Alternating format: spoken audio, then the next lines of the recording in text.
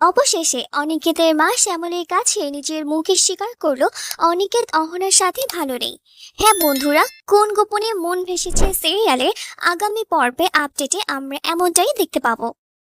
অনিকেতের মা নিজের চোখে দেখে এসেছে অহনা বাড়িতে কিভাবে মদ খাচ্ছে, তার বন্ধু বান্ধবদের সাথে পার্টি করছে। অনিকেতের মায়ের আর বুঝতে বাকি রইল না অহনার সাথে অনিকেতের যায় না। কিন্তু এসব কথা অনির মা কাউকে শেয়ার করে না, কারণ অনিকেতের মাই চেয়েছিল অনিকেত আর অহনা একসঙ্গে থাকার। তাই অনিকেতের মা শ্যামলীকে দিয়ে খাওয়ানো আর অনিকেতের খোঁজই নেওয়ায়। এরপর অনিকেতকে তার মায়ের হাতে আচার খাইয়ে বাড়িতে আসে শ্যামলী। অনিকেতের মা শ্যামলীকে বলে, আমার ছেলেটা খেলো তো শ্যামলী? শ্যামলী বলে, ম্যাডাম, আপনি ভালোবেসে আপনার ছেলের জন্য আচার পাঠিয়েছেন, আর আপনার ছেলে খাবে না? খুব ভালো করে খেয়েছে।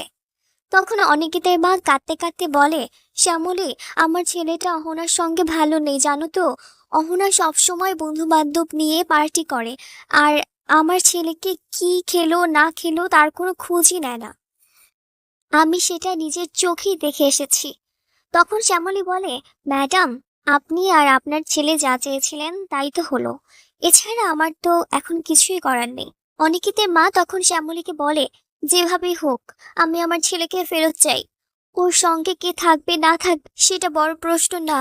তুমি যদি পারো আমার ছেলেটাকে আমার কাছে ফিরিয়ে দিতে, আমাকে বলো মা। তো বন্ধুরা, শ্যামলীর কাছে এই প্রথম তার শাশুড়ি মা কিছু চেয়েছে। শ্যামলী কি পারবে কথা রাখতে?